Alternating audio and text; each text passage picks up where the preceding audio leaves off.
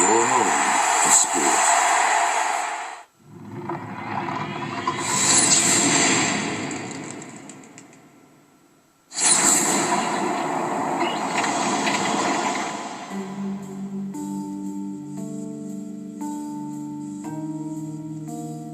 I remember the day when it happened. It's like yesterday. All I could hear was people shouting and screaming. All I could see was blood all over the place. I could feel my body was getting weaker and weaker, and I was struggling to breathe as well. And the last thing I remember was a nurse talking to me. She said to me, "Derek, be strong. You're gonna be okay."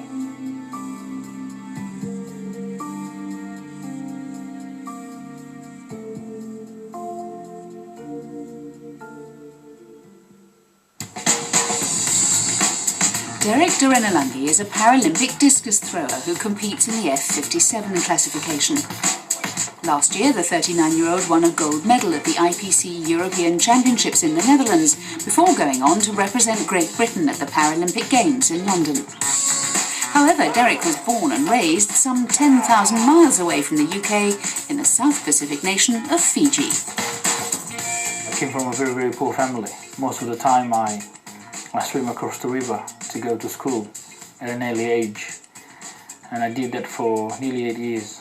But it was tough, because I didn't know any other life, or going to school in a car or in a bus, so I thought that was normal, so I'll just get on with it. Like thousands of other Fijians, Derek joined the British Army in 1999 and went on to serve in Afghanistan.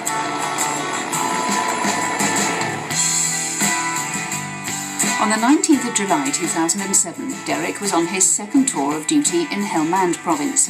He and 3 other soldiers were out clearing a helicopter landing site when the vehicle they were travelling in went over an improvised explosive device. When the device exploded, I took both of my legs straight away, and I got thrown for nearly 30 meters. And I landed on rocks, so that really frightens me, and I was in a desperate situation, and I knew that this is terrible. I won't make it. Having already lost a lot of blood, Derek was flown to a field hospital in Camp Bastion by the Chinook helicopter he and his comrades had been waiting for. There he lost consciousness. The medical staff tried to revive him, but to no avail. I was pronounced dead, and they were just preparing my body to be put in a body bag. But one of the medical staff felt that I had a slight pulse. So they changed all the plans. Instead of putting me into a body bag and into a coffin, they changed all the plans to bring me back to the UK. Derek was put into an induced coma and flown to Selly Oak Hospital in Birmingham. His wife Anna stayed by his bedside day and night, hoping that he would defy the odds and wake. 9 days after arriving in the UK, he did indeed regain consciousness. When I came around, I saw my wife standing beside the bed. I saw the doctors and nurses standing there as well, and I was shocked. I was just, the thing that was running in my mind was, where am I? Where is this? When I saw my wife, I was confused.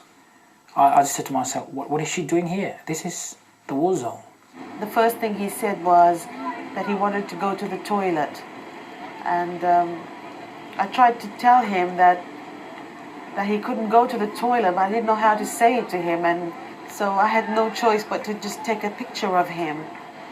And he looked at it, and then he looked up to the ceiling and he said,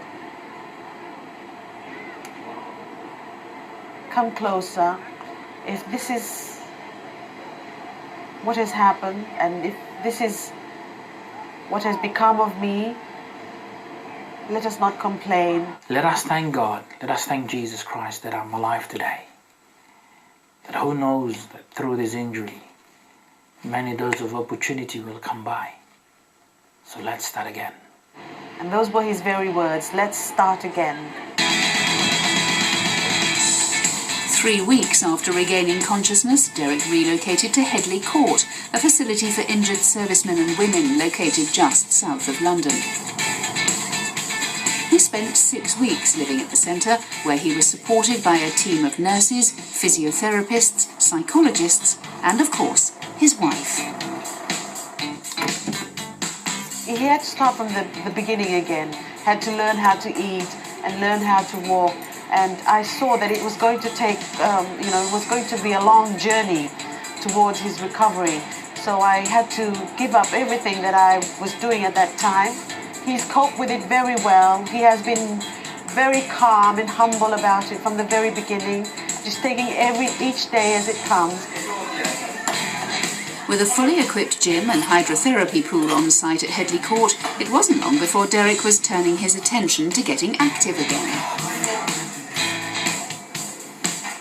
In 2008, he enrolled on the Battleback Sport Rehabilitation Programme. As part of the initiative, he travelled to San Diego in the United States, where he tried a number of Paralympic sports, from sitting volleyball to athletics. I did a bit of athletics when I was in secondary school, but most of the time I spent more time playing rugby as I was growing up. I was in hospital in Headley Court when I was watching the Beijing Paralympics, and that has really inspired me big time, because I said to myself, I can do this. I'm qualified because I got no legs. Having excelled at the discus and javelin in San Diego, Derek made it his ambition to qualify for the 2012 Paralympic Games in London. He started training at the Lee Valley Athletics Centre in the north of the capital. Derek's hard work and dedication paid off at the IPC European Championships in the Netherlands last year. In his first overseas tournament, he beat reigning world champion Alexei Shapatov to win a surprise gold medal. I was over the moon too. The first person I called was my wife. I said, you know what, I just won the gold medal. She couldn't believe it, because the guy has been doing Paralympics for so many years, and see someone who just came yesterday. A matter of months later, Derek realised his ultimate goal by qualifying for the London Paralympic Games. Following his success at the European Championships, he was tipped as a potential medalist. However, his furthest throw of 39 metres 37 was almost 4 metres down on his personal best, and he finished in 11th place. Alison O'Riordan is his coach of 2 years.